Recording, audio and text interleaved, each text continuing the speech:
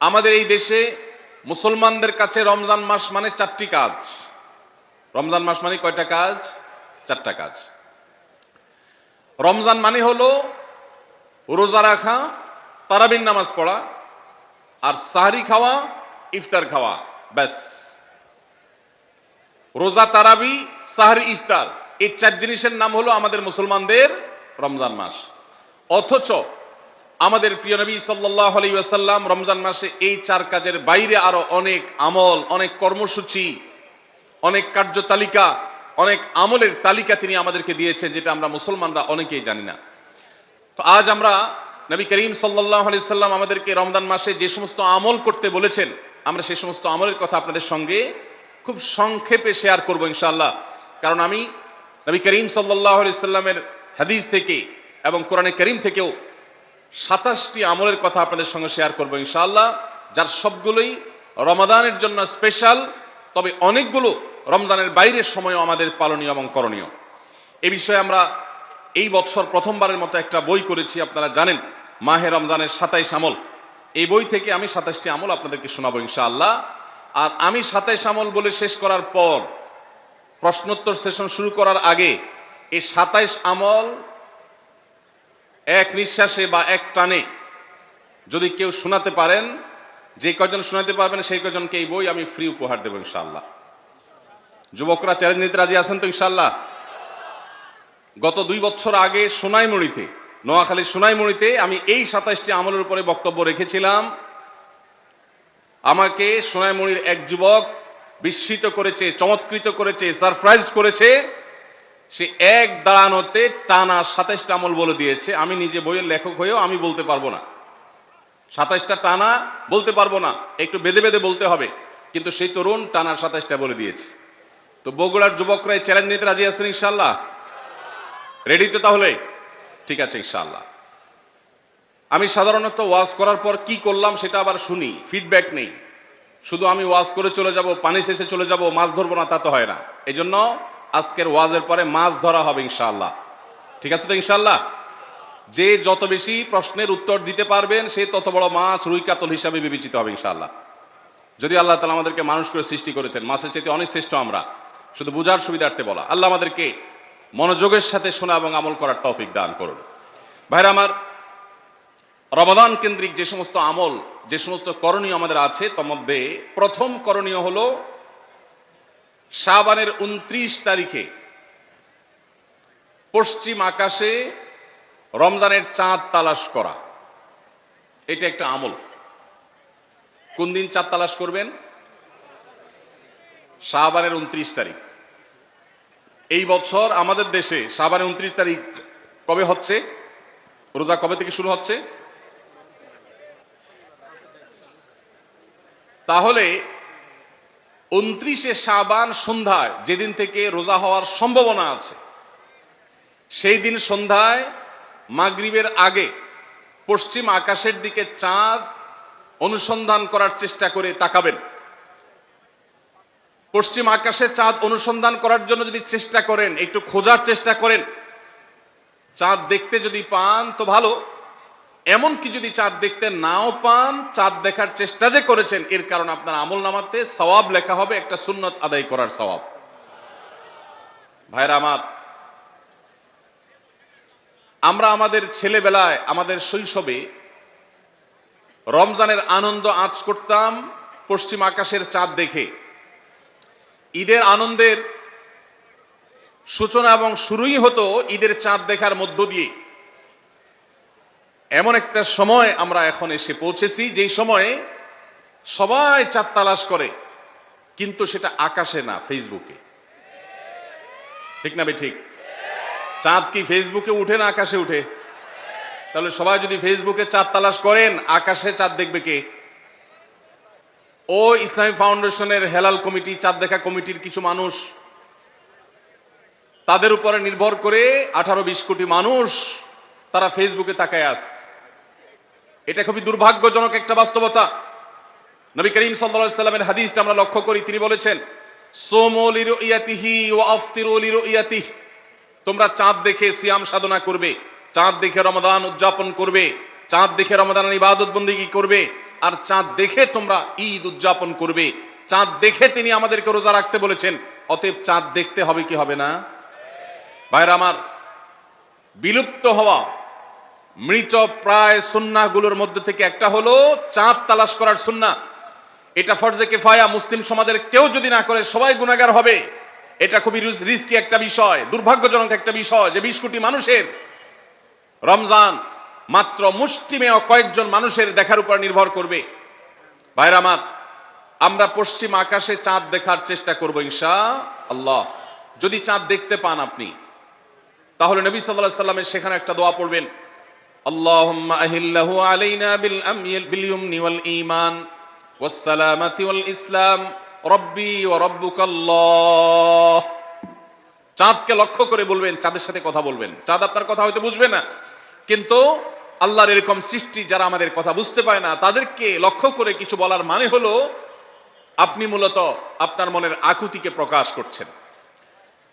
চাঁদকে লক্ষ্য করে নবী সাল্লাল্লাহু আলাইহি ওয়াসাল্লাম চাঁদ দেখলে পড়তেন, আল্লাহুম্মা আহিল্লাহু আলাইনা বিল ইয়ুমনি ওয়াল ঈমান।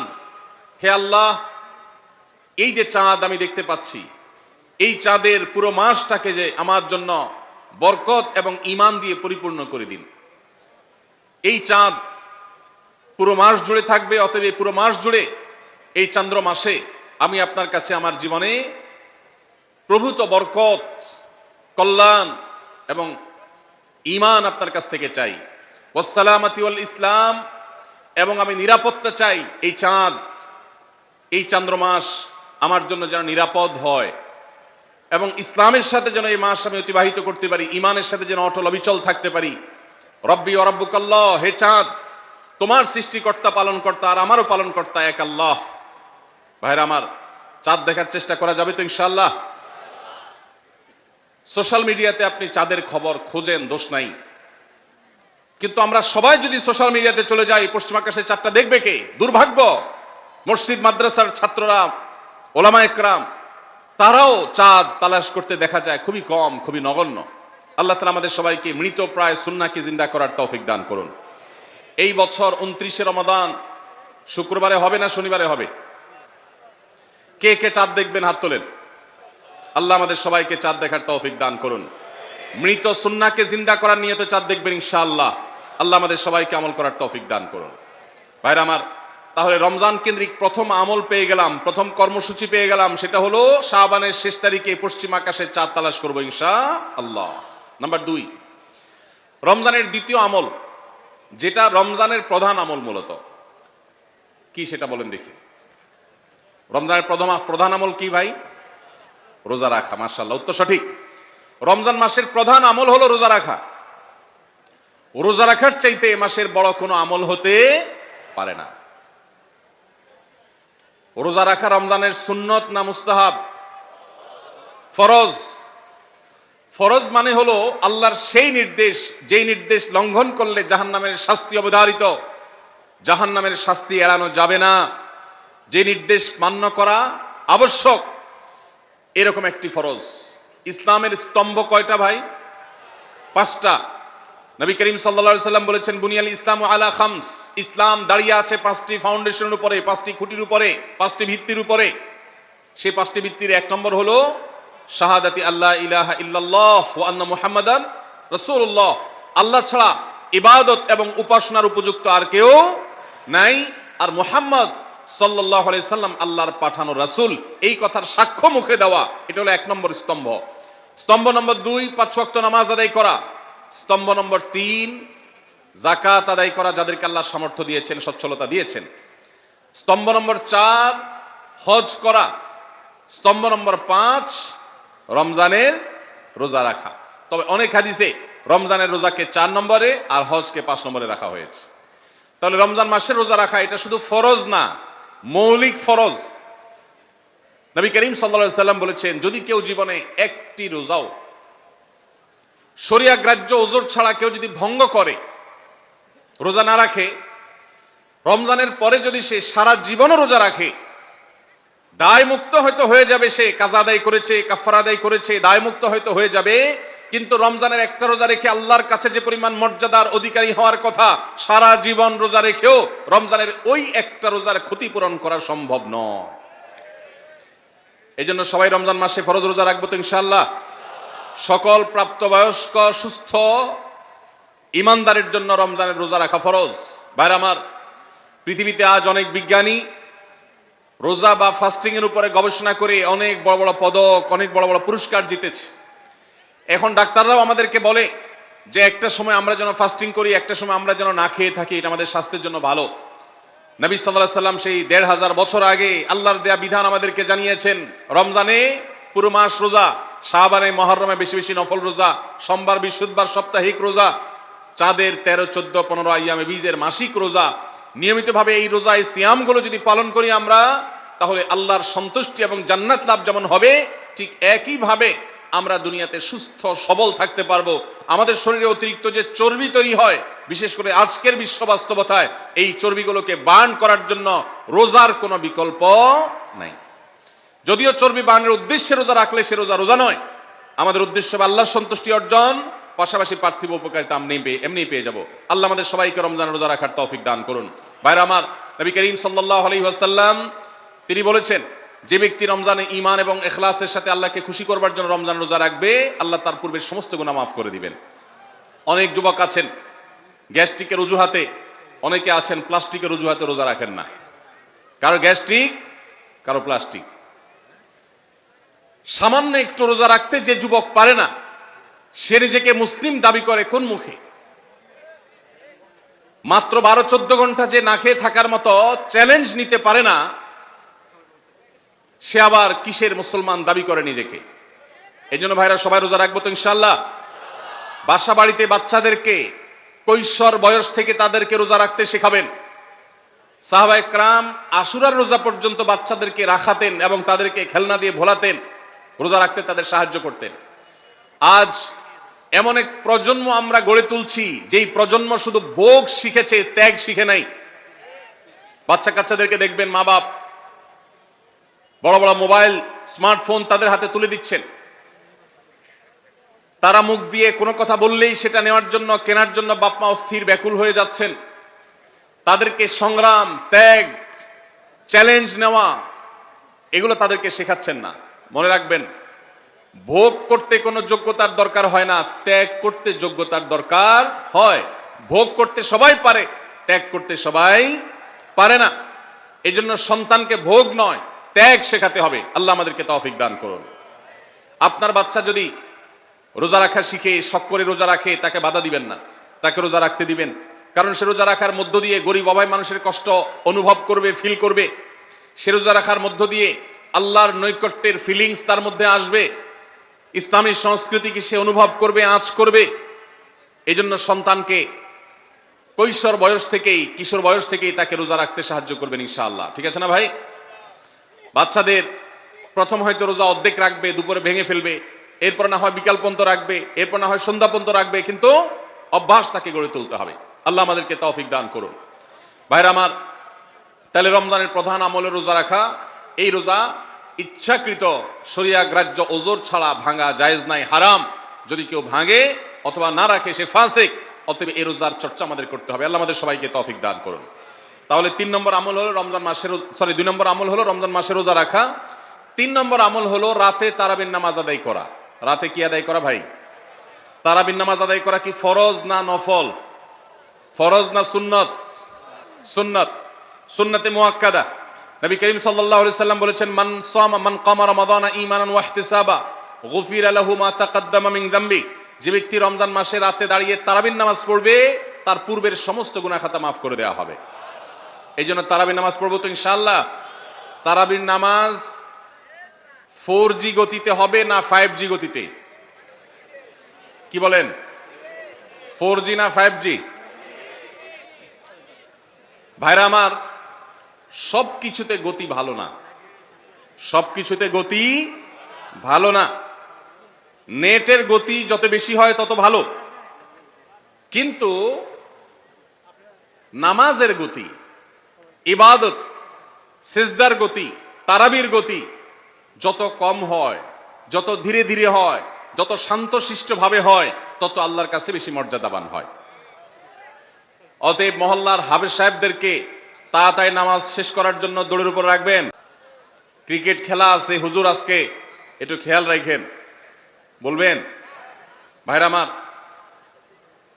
আমরা তারাবির নামাজের কথা যখন স্মৃতিতে কল্পনায় আমরা ভাবি, তখন আমাদের স্মৃতিতে তুফান মিল মার্কা একটা নামাজ ভেসে উঠে, ঠিক না ঠিক?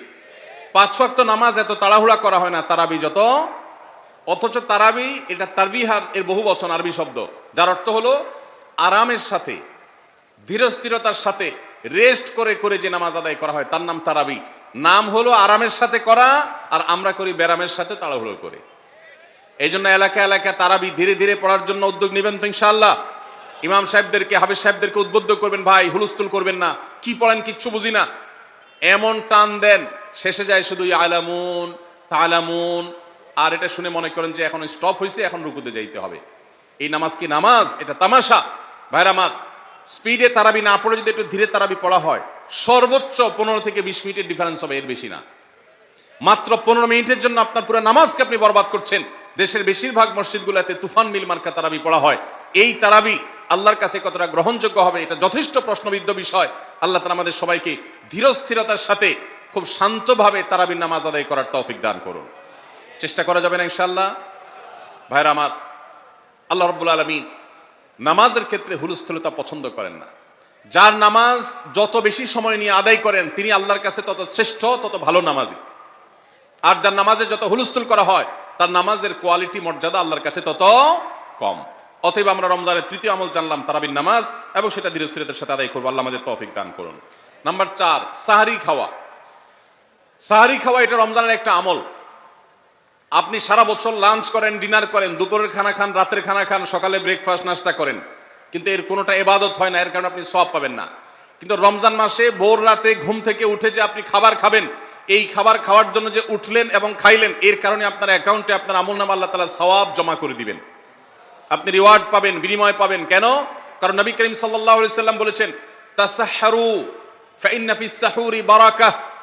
তোমরা সাহারির খাবার খাবে ভোর রাতে, রোজার মাসে রোজা রাখতে গিয়ে সাহারির খাবার খাবে। কেন?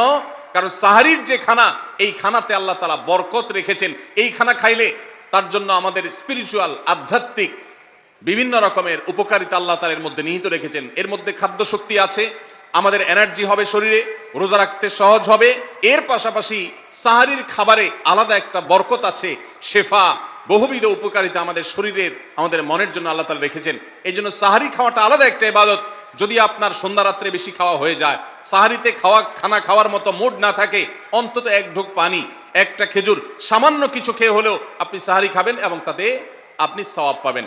কোনো কারণে যদি সাহারি খেতে না পারেন, রাতে উঠতে পারেন নাই, অ্যালার্ম বাজছে কিন্তু শুনেন নাই, উঠে দেখেন ফজরের আজান হয়ে গেছে, তাহলে ওই দিনের রোজা কি হবে নাকি হবে না? হবে। মাশাআল্লাহ, বগুড়া মানুষ মাসালা জানে, দেখা যায় রোজা হয়ে যাবে ইনশাআল্লাহ। কারণ এই সাহারি খাওয়াটা ফরজ না, ওয়াজিব না, এটা সুন্নাত। সুন্নাত ছুটে গেলে ইবাদত হয় না, ব্যাপারটা সেরকম না। 5 নম্বর আমল হলো, সাহারি তো খাবো ঠিক আছে, কিন্তু সেটা শেষ সময়ে খাওয়া, দেরিতে খাওয়া। সাহারি কি আগে খাবেন না শেষের দিকে খাবেন? শেষের দিকে। কেন? কারণ নবী করিম সাল্লাল্লাহু আলাইহি সাল্লাম বলেছেন, লা ইয়াজালুন নাসু বিখাইরিন মা আজ্জালুল ফুতুর ওয়া আখারুস সাহুর। এই উম্মত, মুসলিম জাতি ততদিন পর্যন্ত কল্যাণের উপর প্রতিষ্ঠিত থাকবে, তারা কল্যাণকে স্পর্শ করতে পারবে যতদিন পর্যন্ত তারা সাহারি তাড়াতাড়ি খাবে, না দেরিতে খাবে? দেরিতে খাবে। আর ইফতার তাড়াতাড়ি করবে। তাহলে সাহারি দেরিতে খাওয়া হলো সুন্নাত। আমাদের দেশে গ্রামে অনেক মুরব্বীরা এখনো আছেন, রাত 12টা, 1টা, 2টা বাজে সাহারি খেয়ে শুয়ে থাকেন। তারা চিন্তা করেন পরে খাইতে গেলে আবার বর্ডার ক্রস হয়ে যায় কিনা, সীমা লঙ্ঘন হয়ে যায় কিনা, রিস্ক নেওয়ার দরকার কি, এই জন্য 12টার সময় খাইয়া রাখি। এটার কারণে সাহারি খাওয়ার সওয়াব পাবেন ঠিকই, কিন্তু দেরিতে সাহারি খাওয়ার যে সুন্নত, সেই সুন্নত আদায় হবে না। এই জন্য দেরিতে খাবেন। দেরিতে খাওয়ার মানে আবার এরকম দেরি না যে আপনি আর মুয়াজ্জিন সাহেব দুজন কম্পিটিশন করছেন, আপনার হাতে খাবারের প্লেট আর মুয়াজ্জিনের হাতে মাইক, আপনি আগে শেষ করেন আর মুয়াজ্জিন আগে আজান দিবে, কম্পিটিশন চলছে। এত দেরি করে একেবারে লাস্ট মিনিট পর্যন্ত খাওয়া সুন্নত নয়। কথা কি বুঝাতে পারছি? কয়েক মিনিটের গ্যাপ রেখে তারপরে খাবার শেষ করবেন। কারণ নবী করিম সাল্লাল্লাহু আলাইহি সাল্লাম সাহারি খেয়ে শেষ করে ফজর নামাজ শুরু করতেন, এর মধ্যে 50টা আয়াত পড়ার মতো গ্যাপ রাখতেন, অর্থাৎ প্রায় 10 মিনিটের মতো একটা গ্যাপ থাকতো। এই জন্য আমরা একটা গ্যাপ রেখে তারপর সাহারি শেষ করব।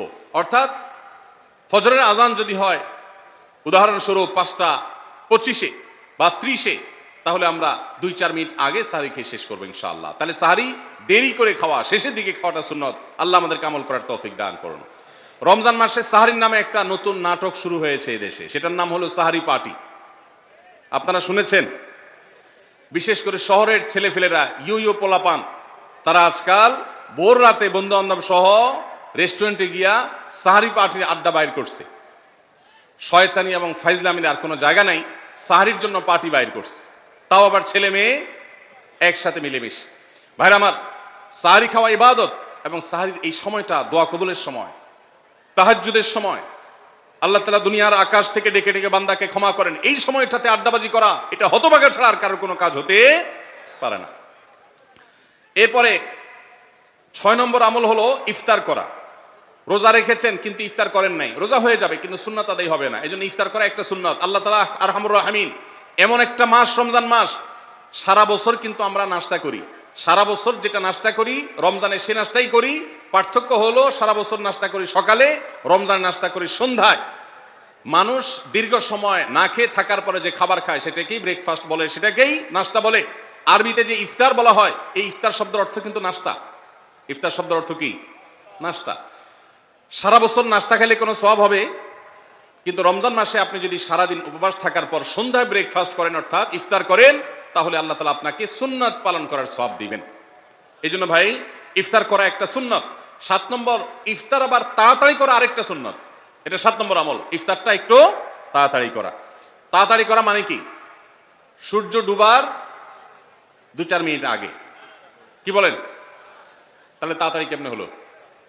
তাড়াতাড়ি মানে হলো সূর্য ডুবার সাথে সাথে করা, বিলম্ব বা দেরি না করা। নবী করিম সাল্লাল্লাহু আলাইহি ওয়াসাল্লামের হাদিস আবারও আমরা স্মরণ করি, তিনি বলেছেন, লা ইয়াজালুন নাসু বিখাইরিন মা আজ্জালুল ফুতুর ওয়া আখারুস সুহুর। এই মানুষ, এই উম্মত ততদিন কল্যাণের উপরে প্রতিষ্ঠিত থাকবে যতদিন তারা ইফতার তাড়াতাড়ি করবে আর সাহরি দেরিতে করবে। ইফতার তাড়াতাড়ি করা এর মানে হলো সূর্য ডুবছে আর দেরি করবেন না। শিয়ারা এবং ইহুদিরা, তাদের মধ্যে রোজা আছে, ফাস্টিং আছে, তারা সেই রোজায় ইফতার করে হলো চতুর্দিক অন্ধকার হয়ে যাওয়ার পর, সূর্য ডুবার পর পর ইফতার করে না। তো এই জন্য নবী সাল্লাল্লাহু আলাইহি সাল্লামের আদর্শ হলো তার বিপরীত, অর্থাৎ সূর্য ডুবার পর পর ইফতার করে ফেলা, অতিরিক্ত বিলম্ব না করা। আল্লাহ আমাদেরকে আমলের তৌফিক দান করুন। 8 নম্বর আমল হলো ইফতারের দোয়া পড়া। ইফতারের দোয়া জানা আছে ভাই? কি দোয়া? আমরা একটা দোয়া কমন জানি বাংলাদেশে মানুষ, সেটা হলো আল্লাহুম্মা লাকা সুমতু আলা রিজকিকা আফতারতু। এটাও হাদিসে বর্ণিত হয়েছে, কিন্তু হাদিসের সনদ নিয়ে অনেকে কোনটা নিয়ে আলাপ তুলেছেন, প্রশ্ন তুলেছেন। আল্লাহুম্মা লাকা সুমতু মানে হলো, হে আল্লাহ, আপনার উদ্দেশ্যে রোজা রেখেছি, ওয়া আলা রিজকিকা আফতারতু, এবং আপনার দেওয়া রিজিক দিয়ে ইফতার করেছি। আর ইফতারের আরেকটা দোয়া হলো যাহাবাজ জামা ওয়াবতাল্লাতিল উরুক ওয়া সাবাতাল আজরু ইনশাআল্লাহ। এটা একটা দোয়া। যদি এগুলো দোয়ামূলক নয়, আমরা দোয়া বলছি, এটা মূলত আল্লাহর কাছ থেকে একটা প্রত্যাশা। এর অর্থ হলো যাহাবাজ জামা, আমার পিপাসা দূর হয়ে গেছে, ওয়াবতাল্লাতিল উরুক, আমার শিরা উপশিরাগুলো সব সিক্ত হয়ে গেছে, ওয়া সাবাতাল আজরু ইনশাআল্লাহ, এবং আল্লাহ চাহেন তো এই রোজার বিনিময় আমার সাব্যস্ত হয়ে গেছে আল্লাহর কাছে, এটা স্থির হয়ে গেছে। এটা হলো ইফতারের দোয়া। ইফতারের দোয়াটা কি ইফতারের আগে করব না পরে করব? ইফতারের দোয়াটা যারা ইফতারের আগে করার পক্ষে তারা হাত তোলেন। অল্প সংখ্যক মানুষ, আর বাকিরা সবাই কি পরের পক্ষে না মাঝখানের পক্ষেও আছেন লোক? সব পরের। মাশাআল্লাহ, সব সূক্ষ্ম সূক্ষ্ম মাসআলা দেখি গাবতলী মানুষ জানে, মাশাআল্লাহ, অনেক অগ্রসর দেখা যায়। আল্লাহ আমাদের সবাইকে দ্বীনের জন্য কবুল এবং মঞ্জুর করুন, মাশাআল্লাহ। ভাইরা আমার, ইফতারের দোয়াটা ইফতারের পরে করতে হয়, যেটা বেশিরভাগ মানুষ জানে না, কিন্তু আমি অবাক হলাম যে এখানে বেশিরভাগ মানুষ আপনারা জানেন, মাশাআল্লাহ, নলেজেবল মানুষ, বোঝা গেছে। ইফতারের দোয়ার অর্থের দিকে তাকালেই তো বোঝা যায় এটা আগে না পরে। দোয়ার অর্থের মধ্যে তাকালে আমরা দেখতে পাচ্ছি যে আল্লাহ শিরা উপশিরা সিক্ত হয়ে গেছে, পিপাসা দূর হয়ে গেছে, এগুলো তো ইফতারের পরেই হয়। অবশ্য আমি অর্থ আগে বলে দিছি, সেটা দেখে হয়তো আপনারা অনেকে বুঝে ফেলছেন, মাশাআল্লাহ। তো যাই হোক, ইফতারের শুরুতে বিসমিল্লাহ বলে ইফতার করব, আর শেষে এই দোয়া পড়বো। আল্লাহ আমাদেরকে আমলের তৌফিক দান করুন। 9 নম্বর হলো সাহরি এবং ইফতারে খেজুর খাওয়া। খেজুর দিয়ে সাহরি ইফতার করা। ইফতারে আপনি অন্য যা খান না খান, খেজুর দিয়ে খাবেন। নবী সাল্লাল্লাহু আলাইহি সাল্লাম আদা পাকা আদা খেজুর দিয়ে ইফতার করতেন, যেটাকে রোতাব বলা হয়। আর যদি সেটা না পাওয়া যেত, সাধারণ যে কোনো খেজুর, সেটাও না পাওয়া গেলে একটু পানি খেয়ে তারপর তিনি ইফতার করতেন। আমরা ইফতারে খেজুর খেতে হয় সুন্নাহ, এটা আমরা জানি, কিন্তু যেটা জানি না সেটা হলো সাহারিতে খেজুর খাওয়া। ভোর রাতে সাহারিতে খেজুর খাওয়া সুন্নত, এটা আগে কে কে জানতেন? হাত তোলেন। আগে আগে জানতেন? মাশাআল্লাহ, হাত নামান। গত বছর রমজানে সাহারিতে ভাত তরকারি যাই খাইছেন না খাইছেন, একটা হলো খেজুর খাইছেন, কারা কারা হাত তোলেন? মাশাআল্লাহ, এদিকে সব আমল করা মানুষ, মাশাআল্লাহ। তাহলে তার ওয়াজ টোয়াজের কোনো দরকার নাই। এত নলেজেবল মানুষ, এত আমলদার মানুষ যদি এলাকায় থাকে, তাহলে ওয়াজের দরকারটা কি? আল্লাহ আমাদের সবাইকে আমলের তৌফিক দান করুন। ভাইরা আমার, ইফতারে খেজুর খাওয়া যেমন সুন্নাত, সাহরিতেও খেজুর খাওয়া সুন্নাত, কিন্তু খেজুর খাওয়া কোনো ফরজ ওয়াজিব না। খেজুরের দাম বেশি হয়ে গেছে, আপনি কিনতে অপারক, যদি একটা খেজুরও পুরো রমজানে না খান আপনার রোজার কোনো অসুবিধা হবে। তবে নবী সাল্লাল্লাহু আলাইহি ওয়াসাল্লাম যেহেতু ইফতার এবং সাহরিতে খেজুর খেতেন, আর খেজুরে প্রচুর পরিমাণ সুগার আছে, উপকারী, যেটা মানুষের স্বাস্থ্যের জন্য উপকারী, প্রচুর পরিমাণ এনার্জি আছে, খাদ্য শক্তি আছে, সারাদিন রোজা রেখে আমাদের যে সুগারের ঘাটতি হয় সেটা পূরণ করার জন্য সহায়ক হয়। এই জন্য সাহরি এবং ইফতারে খেজুর খাওয়া এমনিতেও উপকারী। আর নবী সাল্লাল্লাহু আলাইহি ওয়াসাল্লামের সুন্নাত, তিনি বলেছেন নি'মা সাহুরুল মুমিনি আত-তামার, ইমানদারের সাহারির আইটেমের মধ্যে সবচেয়ে বেস্ট উত্তম হলো খেজুর। এই জন্য অন্য যাই খান না খান, একটু হলো, এক পিস হলো খেজুর খাবেন, ইনশাআল্লাহ সুন্নাত আদায় করার নিয়তে খেলে এই খেজুর সুন্নাতটা আদায় হয়ে যাবে, আল্লাহ তাআলা চাহেন তো। তাহলে 9 নম্বর আমল পেলাম হলো সাহরি এবং ইফতারিতে খেজুর খাওয়া। 10 নম্বর আমল হলো সকল প্রকার পাপাচার বর্জন করা, গুনাহের কাজ থেকে বিরত থাকা। এইটা হলো রমজান মাসের দ্বিতীয় সর্বোচ্চ গুরুত্বপূর্ণ আমল। সিরিয়ালে আমরা 10 নম্বরে বলেছি, কিন্তু 27টা রমজানের স্পেশাল আমলের মধ্যে সবচেয়ে গুরুত্বপূর্ণ আমল হলো রোজা রাখা, আর দ্বিতীয় সর্বোচ্চ গুরুত্বপূর্ণ আমল হলো সব ধরনের পাপাচার বর্জন করা, গুনাহের কাজ ত্যাগ করা। যদি কেউ রমজানে রোজা রাখে আবার চোখ দিয়ে হারাম জিনিস মোবাইলে দেখে, স্ক্রিনে দেখে, পত্রিকার পাতায় দেখে, অফলাইনে দেখে, পরনারীর দিকে তাকায় থাকে, সে যদি কান দিয়ে হারাম জিনিস শুনে, গান বাদ্য, এই সমস্ত কিছু সে যদি উপভোগ করে, তাহলে তার এই রোজা আর উপোস থাকার মধ্যে কোনো পার্থক্য। মনে রাখবেন, রোজা শুধু পেটের হয় না, রোজা চোখের হয়, রোজা কানের হয়, রোজা হাতের হয়, রোজা মুখের হয়, রোজা শরীরের প্রত্যেকটা অঙ্গ প্রত্যঙ্গের হয়। একজন মানুষ যখন তার পুরো শরীরে রোজা করে, সে যখন সকল অঙ্গ প্রত্যঙ্গ দিয়ে আল্লাহর আনুগত্য করে, আল্লাহর নাফরমানি থেকে বেরিয়ে আসে, তখন সে সত্যিকারের রোজাদার হয়। আর যে শুধুমাত্র দিনের বেলায় পানাহার বর্জন করে, যৌনাচার বর্জন করে, আর সমস্ত পাপাচার অপকর্ম সে যথারীতি অন্য সময়ের মতো রমজান মাসেও করে, এই রোজাদার পেটের রোজা রেখেছে, কিন্তু তার শরীরের অন্য অন্য অঙ্গ প্রত্যঙ্গগুলো আল্লাহর কথা শুনে নাই, সো সেগুলো কিন্তু রোজা রাখে নাই। এই রোজা আল্লাহর কাছে মাকবুল এবং গ্রহণযোগ্য রোজা হতে পারে না। অতএব আমরা রমজান মাসে সব ধরনের গুনাহের কাজ বর্জন করবো তো ইনশাআল্লাহ। প্রিয় ভাইরা আমার, রোজা কিন্তু আমাদের সাথে কথা বলে। রোজার ভাষা আমরা অনেকে জানি না, কি বলে সেটা অনেকে বুঝি না, কিন্তু রোজা আমাদের সাথে কথা বলে। কি কথা? সিয়াম শব্দের অর্থ, আমরা যেটাকে রোজা বলছি সেটা কোরআনের ভাষায় বলা হয় সিয়াম, হাদিসে বলা হয়েছে সেটাকে সওম বা সিয়াম। এই সওম বা সিয়াম একই শব্দ, এর অর্থ হলো বিরত থাকা। এর অর্থ হলো কি ভাই? বিরত থাকা, ব্রেক দিতে জানা। আল্লাহ রাব্বুল আলামিন রোজার মতো ইবাদত দিয়েছেন আমাদেরকে জীবনে ব্রেক দেওয়ার অভ্যাস গড়ে তোলার জন্য। আমরা যেন ব্রেক দিতে শিখি, আমরা যেন থামতে শিখি, আমরা যেন নিজেদেরকে নিয়ন্ত্রণ করতে শিখি। ইসলামের যে বৈশিষ্ট্য, ইসলামের যে বিউটি, ইসলামের যে সৌন্দর্য, সেটা হলো ইসলাম পৃথিবীর মানুষকে আত্মনিয়ন্ত্রণ করবার কথা বলে। আজ ভোগবাদী পৃথিবীর যেদিকে তাকাবেন, চতুর্দিকে দেখতে পাবেন শুধু ভোগের হাতছানি। দুনিয়াটা মস্ত বড়, খাও দাও আর ফুর্তি করো, শুধুমাত্র ফুর্তি ফুর্তি এবং ফুর্তি, ভোগ এবং ভোগ এবং ভোগ। গোটা পৃথিবী আপনাকে ভোগের কথা বলবে, ত্যাগের কথা বলবে না। ইসলাম আপনাকে ত্যাগের কথা বলে। আপনি ঈদ উদযাপন করবেন, ঈদুল ফিতর, সেখানে পর্যন্ত ইসলাম বলে আগে গরিবের বাসায় ফিতরা পৌঁছাবে, তারপর তুমি ঈদগাহে যাবে, ঈদের আনন্দ করবে। আপনি কোরবানির ঈদে পশু জবাই করে গোশত খাবেন, উৎসব করবেন, ইসলাম বলে ভালো কথা, তুমি উৎসব করবে, তোমাকে উৎসব করতেই দেওয়া হয়েছে, কিন্তু আগে গরিবের বাসায়ও গোশত পাঠাবে ঈদের, সেটা নিশ্চিত করবে, তার পাশাপাশি তুমি ঈদ উদযাপন করবে। আমরা যে রমজানের রোজা রাখি, এই রোজা আমাদেরকে বিরত থাকার কথা বলে। সেই বিরত থাকাটা কি? সেটা হলো আমরা যখন রোজা রাখি আমাদের পিপাসা হয়, আমাদের ক্ষুধা লাগে, পিপাসা হয়, আবার হাতের সামনে হয়তো পানিও আছে, আমার ক্ষুধা লাগে, হাতের সামনে হয়তো খাবারও আছে, কেউ দেখছেও না, সিসি ক্যামেরাও নেই, বদ্ধ রুমে কক্ষের মধ্যে, কিন্তু আমি রোজাদার। কোন রোজাদার রোজার মধ্যে খায়? পান করে কেন? কারণ সে জানে আল্লাহ নিষেধ করেছেন। আমরা যখন ইফতার সামনে নিয়ে বসে থাকি সন্ধ্যাবেলায়, ভাইরা আমার, সারা বছর নাস্তা তো আল্লাহ তাআলা কম হোক বেশি হোক সবাইকে করার তৌফিক দেন। আমরা সবাই তো কম বেশি নাস্তা করি সারা বছর। আপনি যদি বুফে গিয়ে 100 আইটেমের নাস্তা দিয়েও আপনি খাবার গ্রহণ করেন, সকালের ব্রেকফাস্ট আপনি খান,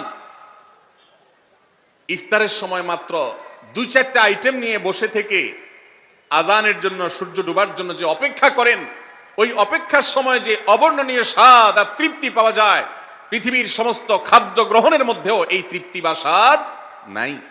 নবী সাল্লাল্লাহু আলাইহি ওয়াসাল্লাম সেজন্য বলেছেন, লিসসাইমি ফারহাতান, রোজাদার ব্যক্তিকে দুটি আনন্দ দেওয়া হয়, ফারহাতুন ইনদা ফিতরি ওয়া ফারহাতুন ইনদা লিকাই রাব্বি।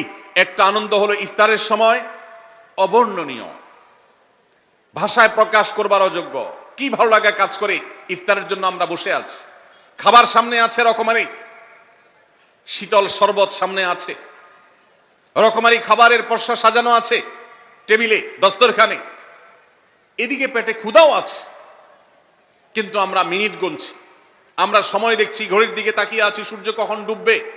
সূর্য ডুবেছে আর সাথে সাথে আমরা ইফতার করছি। এই যে আল্লাহর নির্দেশের অপেক্ষা, ইসলাম রোজার মাধ্যমে আমাদেরকে সেই শিক্ষাটা দিতে চায়। রোজা আমাদের সাথে সেই কথা বলে যে দেখো, তুমি জীবনে বিরত থাকতে শিখো, গোটা পৃথিবী তোমাকে ভোগ শিখাবে, ইসলাম তোমাকে ত্যাগ শিখাবে, ইসলাম তোমাকে কন্ট্রোল করা শিখাবে।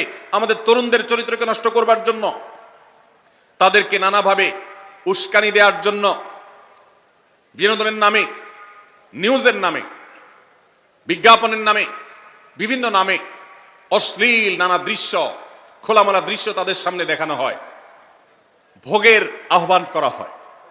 ইসলাম বলে, হে মুসলিম তরুণ, তোমার চোখের এরিয়ার মধ্যে কোনো পরনারী, কোনো সুন্দরী নারী পড়ে গেছে, তুমি আঁচ করতে পেরেছ, সাথে সাথে তোমার দৃষ্টিকে তুমি নিয়ন্ত্রণ করো, অবনত করো। কুল্লিল মুমিনিনা ইয়াগুদ্দু মিন আবসারিহিম ওয়া ইয়াহফাযু ফুরুজাহুম। আল্লাহ বলেছেন, হে রাসূল বলে দিন ঈমানদার পুরুষদেরকে, তারা যেন তাদের চোখগুলোকে নামিয়ে রাখে, তাদের সম্ভ্রমকে তারা সংরক্ষণ করে। মনে রাখবেন, যা খুশি তা করতে পারা এটা যোগ্যতা নয়। নিজেকে নিয়ন্ত্রণ করলাম, যা খুশি তা করব না, এর নাম হলো যোগ্যতা। ডায়রিয়ার রোগী ডাইরেক্ট হয়ে যায়, যা খুশি যে করে, নিজের মন যেদিকে তাকে নাচায় সেদিকে নাচে, এই লোকটা অসুস্থ মানুষের মতো। আর মুসলিম যুবক, মুসলমান মানুষ, নারী পুরুষ, সে নিজেকে নিয়ন্ত্রণ করে। আল্লাহ এটা হারাম করেছেন, আমার মন চায়, চাইলেই আমি সেটা নিতে পারি, কিন্তু আমি নেব না। আমি একটা জিনিস ধরতে পারি, আল্লাহ হারাম করেছেন, সেজন্য আমি ধরবো না। এই শিক্ষাটা রমজান আমাদেরকে দেয়। অতএব রমজানের সবচেয়ে গুরুত্বপূর্ণ আমল হলো এই 10 নম্বর আমল, সেটা হলো পাপাচার বর্জন করা। নবী সাল্লাল্লাহু আলাইহি ওয়াসাল্লাম বলেছেন, যে ব্যক্তি রমজানে রোজা রাখলো আর পাপাচার বর্জন করলো না, তাহলে এই রোজা রাখার উপোস থাকার ভিতরে কোনো পার্থক্য নাই। আল্লাহ আমাদের সবাইকে রমজান মাসের রোজা থেকে সকল হারাম, সকল নাজায়েজ কাজ, সকল গুনাহের কাজ ছাড়ার তৌফিক দান করুন, আমিন। ভাইরা আমার, 11 নম্বর আমল হলো অধিক পরিমাণ দোয়া করা। রমজান মাসে রোজা রেখে আমরা বেশি বেশি দোয়া করব। চলতে ফিরতে, উঠতে বসতে দোয়া করতে পারেন। আমাদের মায়েরা অনেকে শুনছেন আমাকে, রমজান মাসে আপনি গৃহস্থলী কাজ করছেন, রান্না বাড়া করছেন, ঘর ঝাড়ু দিচ্ছেন, আর মনে মনে আল্লাহর সাথে কথা বলেন। দোয়া মানে আল্লাহর সাথে কথোপকথন। আল্লাহ, আপনি আমাকে মাফ করে দেন, আমার বাবাকে মাকে মাফ করে দেন, সন্তানগুলোকে হেদায়েত দান করেন, চোখের পানি ফেলেন। নিয়মতান্ত্রিক দোয়া, বসে বসে হাত তুলে দোয়া করবেন কেবলামুখী হয়ে। আবার চলতে ফিরতে, উঠতে বসতে, এমনকি ওযু নাই সে অবস্থায় দোয়া করবেন। নবী সাল্লাল্লাহু আলাইহি ওয়াসাল্লাম বলেছেন, 3 ব্যক্তির দোয়া ফিরিয়ে দেওয়া হয় না। কয় ব্যক্তির দোয়া? সালাতুন লা তুরাদ্দু দাওয়াতুহুম। 3 শ্রেণী মানুষের দোয়া ফিরিয়ে দেওয়া হয় না। এর ভিতরে এক শ্রেণী হলেন মাজলুম, কারোর জুলুমের শিকার হয়েছে।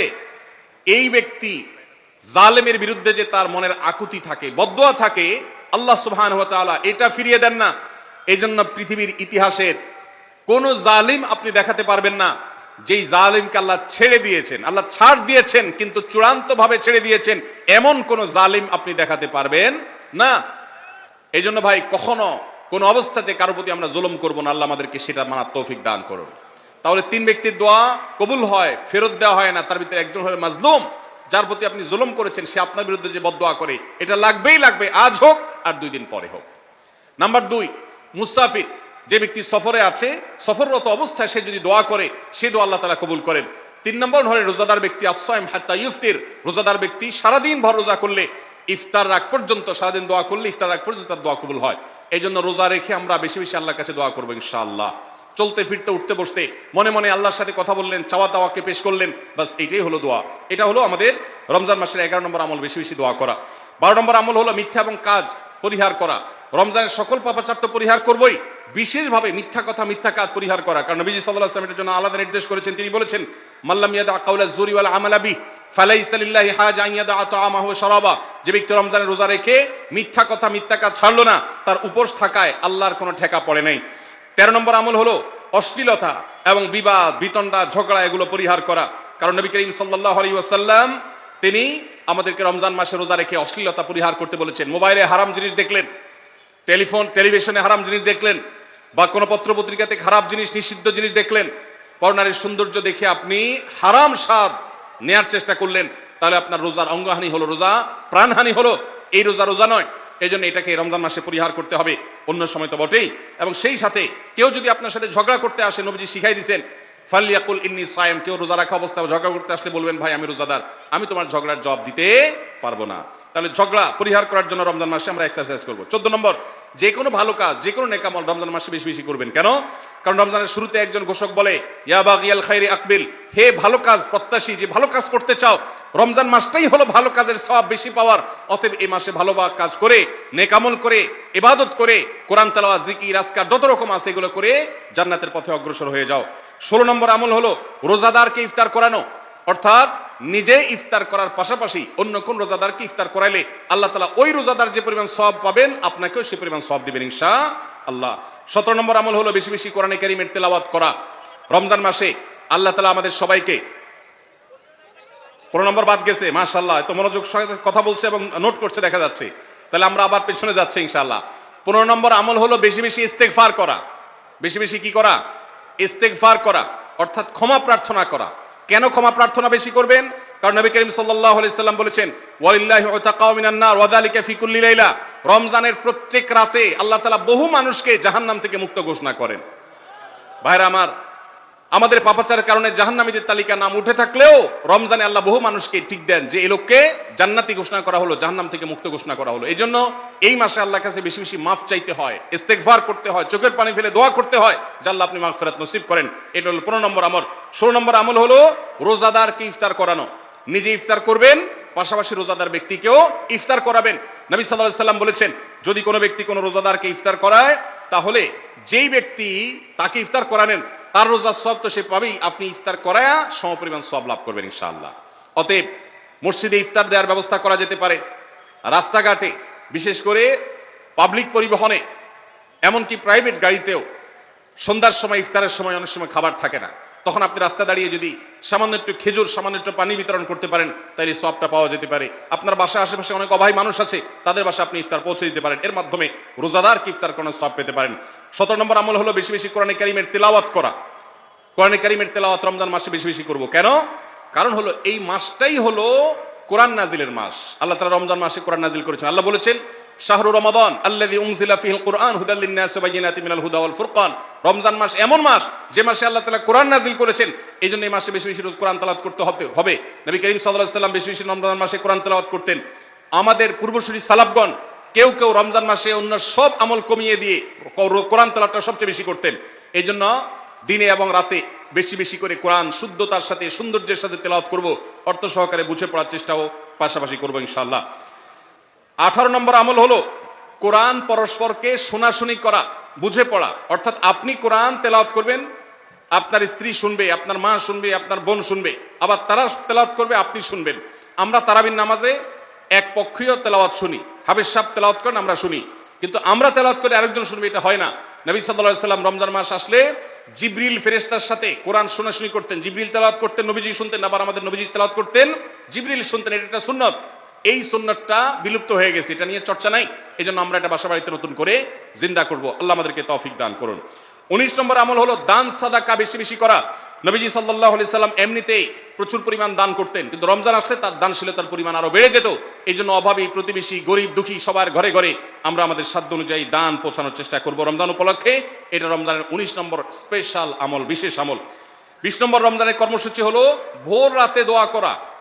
কারণ সারা বছর ভোর রাতে তাহাজ্জুদের নামাজ পড়া বা দোয়া করার সুযোগ আমাদের হয় না, কিন্তু রমজানের সাহরি খেতে তো এমনি উঠেন, অতএব এই টাইমে দোয়া কবুল হয়। 24 ঘন্টার ভিতরে দোয়া কবুলের সবচেয়ে মোক্ষম সুযোগ, সবচেয়ে আদর্শ সময় হলো এই তাহাজ্জুদের সময়টা। ভাইরা আমার, ঢাকার একটি বড় কোম্পানি, বাংলাদেশের সবচেয়ে বড় শিল্প প্রতিষ্ঠান বললে ভুল হয়তো হবে না, অন্তত এটুকু বলা যায় যে প্রথম 3-4টি বড় প্রতিষ্ঠানের একটি। এরকম একটা প্রতিষ্ঠানের একজন কর্মকর্তা বছর 2-3 আগে আমার সাথে হঠাৎ দেখা। তিনি আমাকে দেখে বেশ আবেগ আপ্লুত হলেন এবং অনেকটা জড়িয়ে ধরলেন এবং বললেন, ভাই, আপনার একটি আলোচনা থেকে আমার জীবনের ভিতরে এমন এক পরিবর্তন আসছে যেটা অকল্পনীয়, অভাবনীয়। একটু কৌতূহল হয়ে জানতে চাইলাম কোনটা সেটা। তখন তিনি বললেন, ভাই, আমার জীবনে এমন একটা রোগ হয়েছে, যেই রোগ ট্রিটমেন্ট করার জন্য দেশে বিদেশে বিভিন্ন জায়গায় গিয়েছি, কোনো চিকিৎসা এর আমি পাইনি। শেষ পর্যন্ত আশাহত হয়ে চাকরি ছেড়ে দিয়ে, শহর ছেড়ে দিয়ে গ্রামে গিয়ে বসবাস করা শুরু করছি এবং মৃত্যুর জন্য অপেক্ষা করছি। এর মধ্যে আপনার একটা আলোচনার ক্লিপ আমার চোখের সামনে আসলো সোশ্যাল মিডিয়াতে, ওটা শুনলাম। সে আলোচনাটা ছিল আল্লাহর কাছ থেকে অসাধ্য সাধন করার সময় হলো ভোর রাত, তাহাজ্জুদের সময়। আমি এই আলোচনা পুরোটা শোনার পর ওই রাতেই আমি ঘুম থেকে উঠে ভোর রাতে তাহাজ্জুদ পড়ে আল্লাহর কাছে বুক ভাসিয়ে মন ভরে কাঁদলাম, দোয়া করলাম। ওই ভাই বললেন যে আমি এত দোয়া করলাম, দোয়া করতে করতে দীর্ঘ সময় আমি পরিতৃপ্ত হলাম, আমার দোয়া শেষ হয়ে গেল। এরপর দোয়া করে শেষ করার পর ফজর নামাজের সময় হয়ে গেছে, আমার ফিল হলো, অনুভব হলো যে আমার শরীরে আর কোনো রোগবালাই এখন মনে হয় নাই। এবং তিনি গত 2 দিন আগেও তার সাথে আমি দেখা করলাম ঢাকায়, গতকালকে দেখা করলাম, 2 দিন আগে না, মাত্র 1 দিন আগে দেখা করলাম। তিনি এখন সুস্থ সবল হয়ে আবার তার চাকরিতে ফিরে গিয়ে স্বপদে সমহিমায় আছেন। তিনি এক সহকর্মীকে ডেকে আমার সামনে বলছেন, এই তোমরা বলো তো, আমি আগে শারীরিকভাবে বেশি ফিট ছিলাম নাকি এখন বেশি ফিট? তখন তার সহকর্মী আমার সামনে বলছে, স্যার, আপনি আগে অনেক বেশি রাগারাগি করতেন, আপনি হট মেজাজি ছিলেন, অনেক বেশি অসুস্থ হয়ে যেতেন কিছু হলেই, কিন্তু এখন আপনি সে আগের সময়ের তুলনায় অনেক বেশি সুস্থ এবং ফিট। তিনি বললেন, ভাই, ভোর রাতের দোয়ার প্রভাব এত বেশি, তাহাজ্জুদের সময়ের দোয়া এত গুরুত্বপূর্ণ যে এই এক দোয়া আমার জীবনকে আমূল পরিবর্তন করে দিয়েছে। এই জন্য ভাইরা, রমজান মাসে বিশেষ করে যখন তাহাজ্জুদের সময় সাহারি খেতে যখন উঠবেন, সাহারি খাওয়ার পর 10টা মিনিট সময় হাতে রাখেন, বা সাহারি খাওয়ার আগে 10টা মিনিট একটু আগে উঠেন, উঠে ওযু করে 2 রাকাত 4 রাকাত নামাজ পড়ে, বা নামাজ পড়ার সময় না থাকলে অন্তত কেবলামুখী হয়ে 2টা হাত তুলে আল্লাহর কাছে একটু চান। নবীজি সাল্লাল্লাহু আলাইহি সাল্লাম বলেছেন, রাতের শেষ প্রহর যখন হয়, দুনিয়ার আসমানে নেমে এসে আল্লাহ বান্দাদেরকে ডেকে ডেকে তাদের প্রত্যেকটা চাওয়া পূরণ করে দেন। এই জন্য ভাইরা, রমজান মাসে সাহারির সময় দোয়া কবুল হয়। রমজান উপলক্ষে বিশেষ করে এই আমলটা, সাহারির সময় আমলটা, আমরা দোয়া করার আমলটা করতে পারি। তাহলে 20 নম্বর আমল হলো তাহাজ্জুদের নামাজ এবং ভোর রাতের দোয়া। এটা অন্য সময় করা যায়, কিন্তু রমজানের সুযোগটা বেশি আসে, সেজন্য এটাকে রমজানের স্পেশাল আমল হিসেবে আমরা উল্লেখ করলাম। আল্লাহ আমাদেরকে সবাইকে তৌফিক দান করুন। সাহারি খেতে উঠলে একটু দোয়া করবো তো ইনশাআল্লাহ, 2-4 মিনিটের জন্য হলে দোয়া করবো, একাকী নির্জনে আল্লাহর কাছে কেবলামুখী হই। এর চেয়ে বড় দুর্ভাগ্যের বিষয় কি আছে যে আল্লাহ চাওয়ার জন্য ডাকছেন আর আমি অবহেলা করে বসে আছি। ভাইরা আমার, 5 ওয়াক্ত নামাজের জন্য মুয়াজ্জিন আপনাকে ডাকে, কিন্তু ভোর রাতে দোয়া কবুলের জন্য স্বয়ং আল্লাহ আপনাকে ডাকেন। অতএব সাহারি খেতে উঠলে ভোর রাতে সাহারির সময় একটু দোয়া করবো তো ইনশাআল্লাহ। 21 নম্বর আমল, উমরা করা। যাদেরকে আল্লাহ তৌফিক দিয়েছেন তারা রমজানে উমরা করবেন, কারণ নবী করিম সাল্লাল্লাহু আলাইহি ওয়াসাল্লাম বলেছেন, উমরাতুন ফি রমাদান তা'দিলু হাজ্জা। রমজানে কেউ উমরা করলে একটা হজের সওয়াব পায়। কোন কোন হাদিসে আসছে তা'দিলু হাজ্জাতাম মাই, নবীজির সাথে হজের সওয়াব পাওয়া যায় রমজানে উমরা করলে। আল্লাহ আমাদেরকে যখন তৌফিক দিবে আমরা তখন সেটা করব ইনশাআল্লাহ। ঠিক আছে না? নিয়ত করেন, দোয়া করেন, আল্লাহ একসময় তৌফিক অবশ্যই দিবেন। 22 নম্বর আমল হলো রমজানের শেষ 10 দিন মসজিদে ইতিকাফ করা। গুরুত্বপূর্ণ একটা পয়েন্ট, মসজিদে ইতিকাফ করা। খুব মনোযোগ দিয়ে শুনি। রাসূল করিম সাল্লাল্লাহু আলাইহি সাল্লাম রমজানের রোজা ফরজ হওয়ার পর থেকে নিয়ে তার মৃত্যু পর্যন্ত একটি বছরের জন্য রমজানের শেষ দশক মসজিদে ইতিকাফ করা ছাড়া ছিলেন না। একবার তিনি মসজিদে ইতিকাফে বসেছেন, কিন্তু ইমার্জেন্সি একটা কাজে মসজিদ থেকে তাকে বের হতে হয়েছে। এই জন্য তিনি পরের বছর 20 দিন ইতিকাফ করেছেন। 10 দিন হলো ওই বছরের, আর 10 দিন হলো আগের বছরের যে ইতিকাফ ভেঙে ফেলেছেন সেটার ইতিকাফের কাজা। তার মানে হলো নবীজির জীবনে কখনো এতেকাফ এক বছর একটা রমজান মাসেও ছাড়েন নাই। এত গুরুত্বপূর্ণ আমল যে রমজানের এই আমলটা তিনি কখনোই ছাড়েন নাই। দুর্ভাগ্য আমাদের, এখানেও হয়তো বেশিরভাগ মুসলমান আমরা জীবনে একবারের জন্য রমজানের শেষ 10 দিন এতেকাফ করি নাই। যে আমল নবীজি জীবনে কখনো ছাড়েন নাই সেটা আপনি জীবনে একবারও করেন নাই, এর চাইতে বড় হতভাগা উম্মত আর কি হতে পারে? ভাইরা আমার, 3টি আমলের নগদ তৃপ্তি আমি অন্তত অনুভব করি। আমি আমার সে অভিজ্ঞতার আলোকে আপনাদের উদাত্ত আহ্বান করতে চাই, রমজানের শেষ দশকে আপনারা এতেকাফ করুন। যে 3টি আমলের তৃপ্তি, নগদ স্বাদ, অবর্ণনীয় ভালো লাগা কাজ করে, অন্তর্জগতে প্রশান্তিতে পরিপূর্ণ হয়ে যায়, সেই 3টি ইবাদতের একটি হলো আরাফাতের ময়দানের দোয়া। এটার সাথে কোনো কিছুর কম্পেয়ার হয় না, অবর্ণনীয় এক তৃপ্তি লাগে আরাফাতের ময়দানে দোয়া করতে। দ্বিতীয় হলো সিজদায় গিয়ে চোখের পানি ফেলে আল্লাহর কাছে দোয়া করতে অসম্ভব ভালো লাগা কাজ করে, ভোর রাতে দোয়াতেও একই স্বাদ পাওয়া যায়। আর 3 নম্বর হলো রমজানের শেষ দশকের এতেকাফ। এতেকাফ যে একবার করেছে সে জীবনে বারবার করে, তাকে আর ফেরানো যায় না। এই জন্য ভাইরা, রমজানের শেষ দশকে আমরা আল্লাহর ঘরে বসে গিয়ে এতেকাফ করার চেষ্টা করবো তো ইনশাআল্লাহ। অনেক এলাকায় বৃদ্ধ মানুষ, বুড়া মানুষ বসায় দেওয়া হয় টাকা পয়সা দিয়ে। যে টাকা নিয়ে এতেকাফ করে সেও গুনাহগার, আর যারা টাকা নিয়ে এতেকাফে বসায় তারাও গুনাহগার, কারণ ইবাদত টাকা পয়সা দিয়ে চলবে না। রমজানের শেষ দশক মসজিদে এতেকাফ করবো তো ইনশাআল্লাহ। আল্লাহ আমাদেরকে তৌফিক দান করুন। যুবক ভাইরা, একটাবার বসে দেখেন, অসম্ভব ভালো লাগে কাজ করে, মনে হয় যে আল্লাহর মেহমান আমি, এই ফিলটা হয়। কারণ আল্লাহর ঘরে এসে বসে আছেন আপনি। আপনি কারোর কাছে কোনো কিছু চেয়েছেন, চাইতে চাইতে একটা পর্যায়ে তার পাও জড়িয়ে বসে গেলেন, একদম বসে গেলেন, তার ঘরের সামনে বসে পড়লেন। এতেকাফটা অনেকটা এরকম। রমজানের প্রথম 20 দিন আল্লাহর কাছে হাত দিয়ে দোয়া করলাম, আর শেষ 10 দিন একদম মসজিদে গাঁট্টি বসকা নিয়ে পড়ে গেলাম। ব্যাপারটা হলো কারো পায়ে ধরে পড়ে যাওয়ার মতো। আশা করা যায় এতেকাফকারীকে আল্লাহ তাআলা ক্ষমা না করে মসজিদ থেকে ফেরাবেন না। এই জন্য এতেকাফ করার চেষ্টা করবো তো ইনশাআল্লাহ। আমরা ব্যস্ততার অজুহাত দেই, ভাইরা আমার, যে কোনো মুহূর্তে দুনিয়া থেকে চলে যেতে হতে পারে। এই জন্য এই রমজানে প্ল্যান করেন, যত ব্যস্ত হন না কেন। আমি তো আমার সমস্ত ব্যস্ততাকে এক পাশে ঠেলে রেখে, আল্লাহ আমাকে যখন থেকে তৌফিক দিয়েছেন, রমজানের শেষ দশক এতেকাফ ছাড়া বাইরে থাকবো এটা চিন্তাও করি না। এই জন্য যুবক ভাইদেরকে বলবো, প্রত্যেকটা মহল্লাতে 2 জন 5 জন 10 জন করে যুবকরা বসেন, কোরআনের গ্রুপ স্টাডি করেন, কোরআনের পাঠচক্র করেন, নিজেরা কোরআন হাদিসের আলোচনা করেন, রোনাজারি এবং দোয়া করেন। 10টা দিন আল্লাহর সাথে কানেক্টেড হওয়ার চেষ্টা করেন। 12 মাস ইবাদত, দাওয়াতের কাজ, ইসলামের কাজ করবেন, ইনশাআল্লাহ সেখানে বরকত পাবেন। রমজানের শেষ দশকে ইতিকাফ করবেন তো ইনশাআল্লাহ। আল্লাহ আমাদের সবাইকে তৌফিক দান করুন। 23 নম্বর আমল হলো শেষ দশকে ইবাদতের মাত্রা বাড়িয়ে দেওয়া। আমরা উল্টাটা করি। আমাদের দেশে রমজানের প্রথম দশকে মসজিদ ফুল হয়ে, বারান্দা ফুল হয়ে, রাস্তায়ও মুসল্লি দাঁড়ায়। আর 10 রমজান চলে গেলে 20 রমজান পর্যন্ত বাহিরের মুসল্লি কমতে কমতে বারান্দার মুসল্লি কমে ভিতরে চলে আসে। আর শেষ 10 দিনে আসলে, ঈদের দিনগুলো যখন কাছে আসে, তখন 5 ওয়াক্ত নামাজের ওই নিয়মিত মুসল্লি ছাড়া বাকিগুলো সব উধাও হয়ে যায়।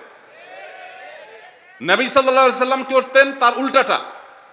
আমাদের আয়েশা বলেছেন, কানা ইয়াজিতাহিদু ফীহি মা লা ইয়াজিতাহিদু ফী গায়রি। আমাদের নবীজি সাল্লাল্লাহু আলাইহি সাল্লাম রমজানের শেষ দশকে ইবাদতের জন্য যত কষ্ট করতেন, যত সাধনা করতেন, অন্য কোন সময় ইবাদতের জন্য এত সাধনা করতেন না। অথচ আমরা দেখা যায় শেষ দশক অবহেলা কাটাই। এইজন্য ভাইরা, শেষ দশকে ইবাদতের পরিমাণ আরো বাড়িয়ে দিতে হবে, আমলের পরিমাণ বাড়িয়ে দিতে হবে। এটাই আল্লাহ তাআলার নির্দেশনা, সেটাই রমজানের শেষ দশকের আমল। 24 নম্বর আমল হলো শেষ দশকে পরিবারকে ঘুম থেকে ডেকে তোলা। এটা আলাদা সুন্নাহ। নবী সাল্লাল্লাহু আলাইহি সাল্লাম রমজানের শেষ দশক হলে কানা ইযা দাখালাল আশর আহইয়া লাইলা ওয়া আইকাযা আহলা। তিনি পরিবারকে ঘুম থেকে ডেকে তুলতেন এবং স্ত্রী সঙ্গ ত্যাগ করতেন। শেষ দশক কোমর বেঁধে ইবাদত করতেন। এটা 24 নম্বর আমল। তাহলে শেষ দশক পরিবারকে ঘুম থেকে ডেকে তোলা। নবীজি অন্য কোন সময় ঘুম থেকে ইবাদতের জন্য ডাকতেন না, নফল নামাজ যার ইচ্ছা সে পড়বে, যার ইচ্ছা পড়বে না। কিন্তু শেষ দশক এত বড় অফার, এত বড় সুযোগ, কারণ লাইলাতুল কদর শেষ দশকে আছে। এই জন্য এই দশকে ইবাদতের জন্য পরিবারকে তিনি ডেকে তুলতেন। তারা শুয়ে থাকুক, তিনি এটা সহ্য করতেন না। এই জন্য 24 নম্বর আমল হলো রমজানের শেষ দশকে পরিবারকে ঘুম থেকে ডেকে তোলা এবং স্ত্রী সঙ্গ ত্যাগ করা শেষ দশকের জন্য। 25 নম্বর আমল হলো লাইলাতুল কদর অনুসন্ধান করা। রমজানের শেষ দশকের প্রত্যেকটা রাতে কিন্তু শবে কদর হতে পারে, বিশেষ করে বেজোড় রাতে 21, 23, 25, 27, 29 এই রাতগুলোতে লাইলাতুল কদর হওয়ার সম্ভাবনা অনেক জোরালো। সৌদি আরবের মানুষ তাদের বেজোড় রাতে তালাশ করবে, আমরা আমাদের বেজোড় রাতে তালাশ করব ইনশাআল্লাহ। নবীজি সাল্লাল্লাহু আলাইহি সাল্লাম বলেছেন যে তাহাররাউ লাইলাতুল কদর ফিল বিতি মিনাল আশরিল আওয়াখির মিন রমাদান।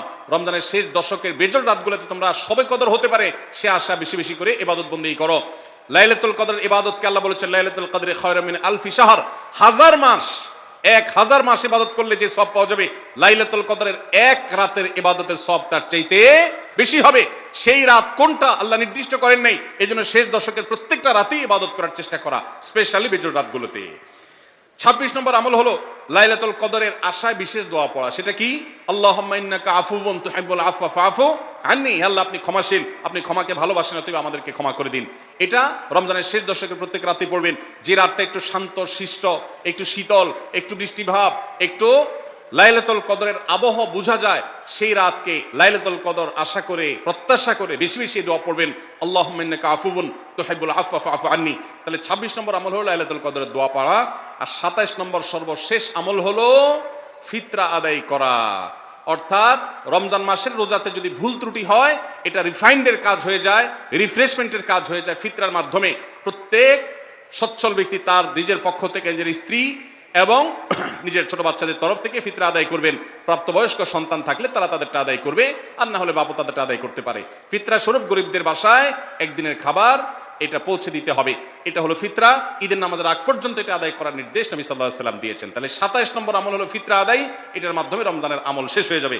আমি আবার এক নজরে 27টি আমল আপনাদেরকে বলে দিচ্ছি। নাম্বার 1 চাঁদ দেখা, নাম্বার 2 রোজা রাখা, নাম্বার 3 তারাবির নামাজ আদায় করা, নাম্বার 4 সাহরি খাওয়া, 5 নম্বর আমল হলো শেষ সময় সাহরি খাওয়া, 6 নম্বর আমল হলো ইফতার করা, 7 নম্বর আমল হলো তাড়াতাড়ি ইফতার করা, এবং 8 নম্বর আমল হলো ইফতারের দোয়া পড়া, 9 নম্বর আমল হলো সাহরি এবং ইফতারে খেজুর খাওয়া, 10 নম্বর আমল হলো রমজান মাসের সকল গুনাহ বর্জন করা, 11 নম্বর আমল হলো বেশি বেশি দোয়া করা, 12 নম্বর আমল হলো মিথ্যা কথা এবং কাজ পরিহার করা, 13 নম্বর আমল হলো অশ্লীলতা এবং ঝগড়া বিবাদ রমজানে রোজা রেখে না করা, 14 নম্বর আমল হলো ভালো কাজের পরিমাণ এই মাসে বাড়ায় দেওয়া, 15 নম্বর আমল হলো বেশি বেশি আল্লাহর কাছে ক্ষমা চাওয়া, কারণ এই মাসে আল্লাহ বেশি ক্ষমা করেন মানুষকে, 16 নম্বর আমল হলো অন্য রোজাদারকে ইফতার করানো, তাদের বাসায় ইফতার পাঠানো, আর 17 নম্বর আমল হলো বেশি বেশি কোরআন তেলাওয়াত করা, 18 নম্বর আমল হলো কোরআন নিজে পড়ে আরেকজনকে শোনানো, আবার তার তেলাওয়াত নিজে বসে শোনাশুনি করা, 19 নম্বর আমল হলো দান সাদেকা করা, 20 নম্বর আমল হলো তাহাজ্জুদ এবং বিশেষ করে ভোর রাতে সারি খেতে উঠে দোয়া করা, আর 21 নম্বর আমল হলো উমরা করার সামর্থ্য থাকলে,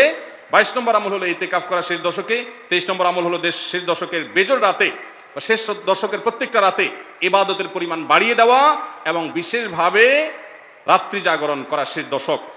আর 24 নম্বর আমল হলো শেষ দশকে নিজের পরিবারকে ঘুম থেকে ডেকে তোলা, স্ত্রী সঙ্গ ত্যাগ করা, 25 নম্বর আমল হলো লাইলাতুল কদর অনুসন্ধান করা, 26 নম্বর আমল হলো লাইলাতুল কদর বিশেষ দোয়া পাঠ করা, আর 27 নম্বর আমল হলো ফিতরা দেওয়া। আল্লাহ আমাদের সবাইকে এই 27টা আমল দিয়ে আমাদের রমজান মাসকে সাজাবার তৌফিক দান করুন।